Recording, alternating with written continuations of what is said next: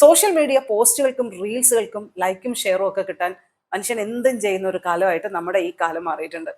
ബാംഗ്ലൂരിലെ ഒരു കൊറിയർ സ്ഥാപനത്തിൽ കഴിഞ്ഞ ദിവസം അങ്ങനെ ഓർമ്മപ്പെടുത്തുന്ന ഒരു സംഭവം ഉണ്ടായി. ഒരു വലിയ ചാക്കുകെട്ടുമായി ഒരു യുവതി കൊറിയർ അയക്കാൻ എത്തി. പക്ഷേ ഈ ചാക്കുകെട്ട് കണ്ട് അവർക്ക് ചില സംശയങ്ങൾ തോന്നിയപ്പോൾ ഇതൊന്ന് അഴിച്ചു കാണിക്കണം എന്നുള്ള ഒരു ആവശ്യത്തിലേക്ക് അവർ എത്തുകയാണ്. ഉടൻ തന്നെ യുവതി ഒറ്റയ്ക്കായിരുന്നില്ല. യുവതിയുടെ ഭർത്താവ്, ഭർത്തൃ മാതാവ്, ഭർത്തൃ സഹോദരൻ ഇവരെല്ലാം അടങ്ങുന്ന ഒരു സംഘമായിട്ടാണ് വലിയ ചാക്കുകെട്ടും താങ്ങിയ കൊറിയർ സ്ഥാപനത്തിലെത്തിയത്.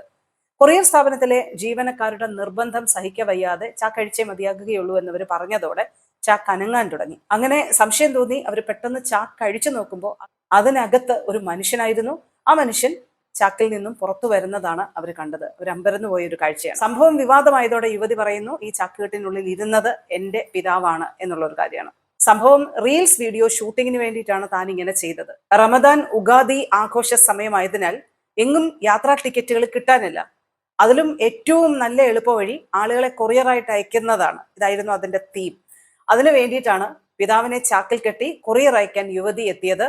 അത് ഷൂട്ട് ചെയ്യാനാണ് എത്തിയത്. പക്ഷെ യുവതിക്കും കൂട്ടർക്കും സമീപത്തുണ്ടായിരുന്ന നാട്ടുകാർ ഏത് രീതിയിലുള്ള സമ്മാനമാണ് നൽകിയതെന്ന് വ്യക്തമല്ല. പക്ഷെ അമ്പരപ്പിക്കുന്ന റീൽസ് ഷൂട്ടിംഗ് ശ്രമമാണ് ബാംഗ്ലൂരിലെ ഈ കൊറിയർ സ്ഥാപനത്തിൽ നടന്നത്.